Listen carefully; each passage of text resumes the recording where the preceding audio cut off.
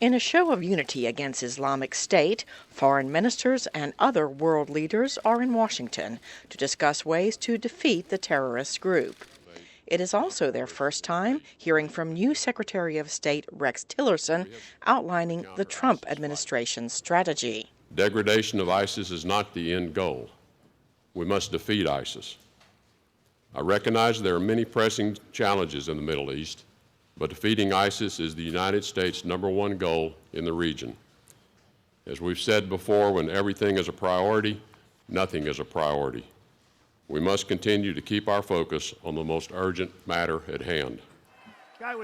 During the election campaign, then-candidate Donald Trump accused President Barack Obama of being weak on terrorism, a charge Obama said was contradicted by success on the ground.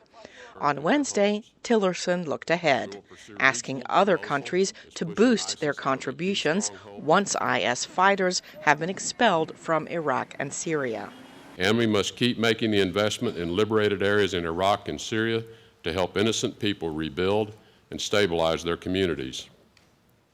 Right now, this means continuing to clear explosives, restore water and power, deliver humanitarian and resettlement assistance, and forge partnerships with local leaders who reject extremism.